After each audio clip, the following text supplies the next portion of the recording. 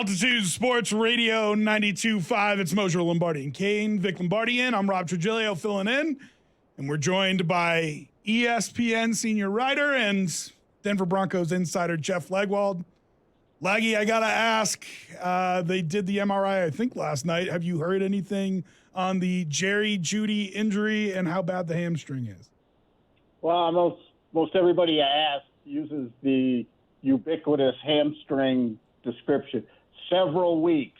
We'll miss several weeks. Yeah. So whatever that is. Look, it's those are hard injuries to recover from. He's had a hamstring injury in the past with some other things. So I think if anyone tells you they know exactly how long this is going to take, I think they're fibbing at this point. But, I think you'd be hard-pressed to play the first few weeks of the season, but we'll see how it goes. But I've been told several weeks at least. Jeff, at that position especially, you've seen hamstring pulls, guys limp off, and then you've seen, slight tears. They're all tears, but this one seems a little more extensive when he had to be helped off the field. You have to be helped off the field. That's a month in my book. Oh, at minimum, Vic. Again, now some of the month is it's 17 days until the opener, so that is some of the month. But it could be longer too. I mean, you don't know. It's one of the oddest injuries in terms of recovery a player can have, and it's the biggest variance between guys, depending on a million things. It's just that it's a hard, difficult muscle to recover from, and he couldn't put any weight on his leg when they helped him in the locker room. I mean, it wasn't just one of those where he limped off and I felt a twinge. He was supporting his own leg in the cart when they were driving him. So it obviously very painful and will take some time, and I don't think people should be setting their watch by September or anything. So, yeah, let's talk about what that means transactionally, because Vic and I were talking earlier. You obviously have him on the 53 as you go through the season and then put him on IR, and that means that he has to sit out 4 weeks is likely the scenario, right, Jeff?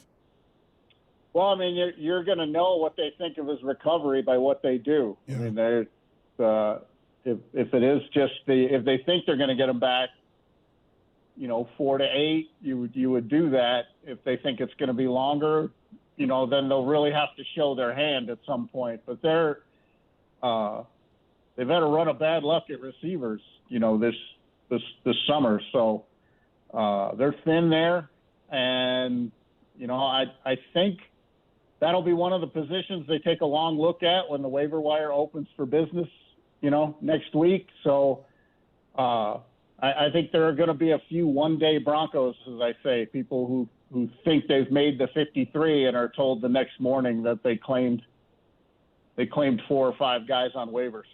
Does this rethink what Sean Payton does tomorrow night, where he said he's going to have some starters play, but given the injury to Jeudy, does he rethink that?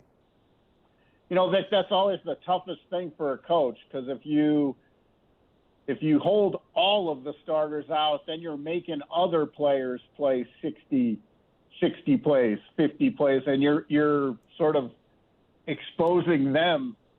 Some of your key backups on a very thin roster are then exposed for more. So that's the tough thing for the Broncos. This is not a deep team, because you can't fire coaches every 2 years and be a deep team.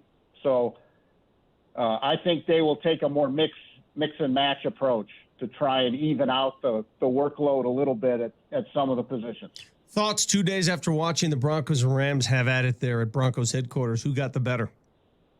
Yeah, it's always tough to score those things, because both sides are scripting it. They're telling the other guys, we need to work on these 3 things. Can we do this in this period? But Broncos had a much better day yesterday than they did Wednesday. They were just kind of milling around Wednesday, and it showed. I think the Rams won almost every – if you're picking the old horse race winners and losers, the Rams won the bulk of the drills on Wednesday. But yesterday, much better day for the Broncos. Was there any I don't want to say fights, but skirmishes at practice? Because we had heard a lot about how the first day the intensity wasn't there for the Broncos, and you were kind of saying the same thing.